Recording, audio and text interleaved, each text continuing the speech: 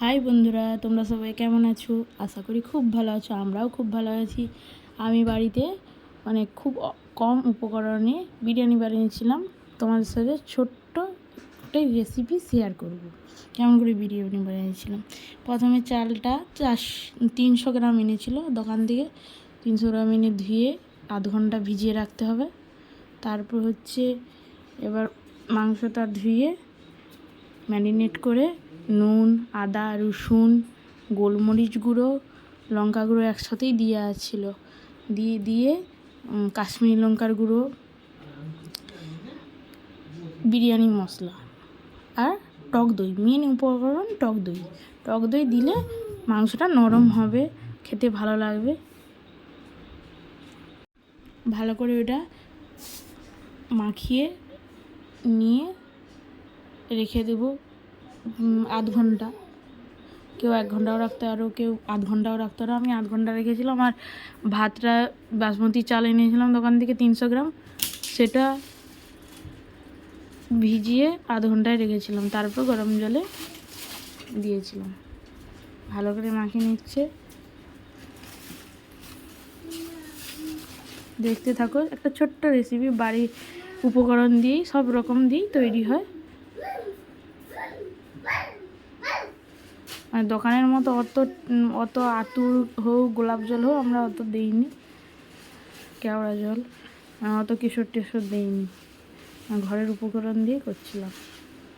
হঠাৎ খেতে মন গেল, ভাবলাম বলি বিরিয়ানি করি।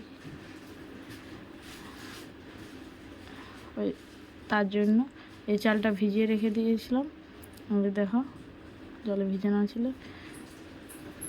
আর একটা পাত্রে জল গরম চাপিয়ে দিয়েছিলাম। জল গরমের পর জল গরম হচ্ছে, লেবুর রস, লেবুটা যে কেটে রেখেছিলাম, পেঁয়াজ, লেবু, আলু সব কেটে রেখে দিয়েছি। এবার তেজপাতা দিলাম। আর সাদা তেল যেন না ভাতগুলো ঝরঝরা হয়, লেবুর জন্য ঝরঝরা হয়, তোমরা দিতে পারো। এই টিপসগুলো যে দোকান থেকে বিরিয়ানি মশলা এনেছিলাম, সেটাকেই একটা পুটলিয়ে করে ওটা সব চালের সাথে মিশিয়ে খেয়ে খাওয়ার সময় মুখে লাগবে। তার জন্য ওই পুটলিয়ে করে বেঁধে দিয়েছিলাম কাপড়ের মধ্যে, পাতলা কাপড় পরিষ্কার, ভালো করে দিয়েছিলাম যেন বেরোনো যায়। এবার শেষে নামানোর আগে নুন দিয়ে নামাতে হবে, নাহলে চালগুলো যদি আগে নুন দেওয়া হয় তাহলে ভেঙে যাবে। মাংসটা এবার যেটা ম্যারিনেট করে রেখেছিলাম, এবার দেখলে যে খুললাম। এবার চালটাও নামিয়ে নিয়েছি। ভালো করে শুকিয়ে নেবো চালটা, যেন ফ্যান হোক আর জল কোনো কিছু যেন না থাকে, ঝরঝরা থাকে। বেরেস্তার জন্য একটু তেল দিয়ে পেঁয়াজটা ভেজে রেখে দিয়েছিলাম। আর আলুটা সিদ্ধ করে রেখেছিলাম, নুন হলুদ দিয়ে ভেজে নিচ্ছি। এই যে বেরেস্তাটা দোকানে লাল লাল হয়, আমি একটু হালকা লাল করেছি, বেশি লাল করিনি। একটু ঘি দিয়ে এবার সেই তেলেই আলুগুলো তুলে, সিদ্ধ করেছিলাম আলুগুলো তুলে রেখে দিয়ে এবার তেলে ঘি দিলাম। ঘি দেওয়ার পরে যে ম্যারিনেট করা মাংসটা, সেটাকে মশলাটাকে একটু কমি ওগুলো এবার ওই ঘি আর তেলে ভাজবো। বাকিটা যে সব মাংসটাই দিয়ে দেবো। বাকি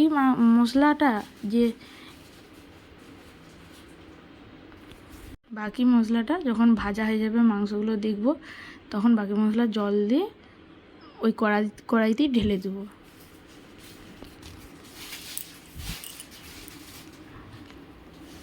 যে আলুগুলো ভেজে রেখেছি, পেঁয়াজ আর এই যে জল দিয়ে যে রেখেছি, এটা ওই কড়াই যখন মাংসটা ভাজা হয়ে যাবে তখন দিয়ে দেবো। তারপর ঢাকনা চাপা দিয়ে দেবো। আস্তে কম গ্যাসে, একদম লো গ্যাসে ভালো করে ভেজে নেবো। এই তেল ছেড়ে গেছে, দেখতেই পাচ্ছ। আর ম্যারিনেট করা এটাও দিয়ে দিয়েছি। তারপর হয়ে যাওয়ার পরে নুন টুন সব চেক করে নামিয়ে নিয়েছি। এবার আমাদের যে ছোট্ট একটা ভাতের হাঁড়ি, ভাত হয়, তাই সেই ভাতের হাঁড়িতে চাল প্রথমে, তারপরে বিরিয়ানি মশলা, বেরেস্তা, নুন, গোলাপ জল, একটু গোলাপ জল 1 ফোঁটা, এই বেরেস্তাটা দিচ্ছে। আর যে কড়াইতে মাংস দিবে, তারপরে মানে 3টে লেয়ার করে, মানে প্রথমে ভাত, তারপর ওই চিকেনটা যেটা রান্না হয়েছে, আর তারপর আবার ভাত, আবার চিকেন, এরকম করে করে দিচ্ছে। যে এক ফোঁটা দেখতেই পাচ্ছ যে এক ফোঁটা গোলাপ জল দিল, আর কিচ্ছু দেবো না গোলাপ জল বাদ দিয়ে। এবার মাংসগুলো দিল, দেখো, দেখতে থাকো। ভালো লাগলে like, comment, share and subscribe করবে।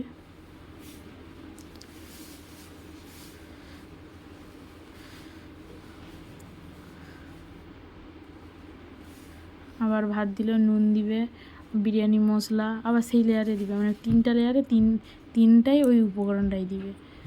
নুন, বিরিয়ানি মশলা, বেরেস্তা, আর উপরে একটু জল, গোলাপ জলটা। এটা অনেক দিনকার ভিডিও, মানে ফোনে ছিল, আর মানে ছাড়া হয়নি। যে আটা নিয়েছি, আটাটা মেখে হাঁড়িয়ে দিয়ে দিলাম, গ্যাসে চাপিয়ে দিলাম, স্লাট কুটে নিয়েছি, পেঁয়াজ আর এই শসা, আর রায়তা করছি দই দিয়ে, টক দই দিয়ে, দেখতেই পাচ্ছ। এবার নামানোর পরে মিনিমাম আধ ঘন্টা রাখতে হবে। আধ ঘন্টা নামানোর পরে দেখলে যে কালারটা কেমন আসছে, খুব সুন্দর খেতে হয়েছিল। নুন একেবারে ঠিক ছিল। তোমরা যদি মানে ঘরের উপকরণ দিয়ে করতে চাও তাহলে এরকমভাবে করতে পারো, খেতে ভালো লাগবে, খুবই সুস্বাদু।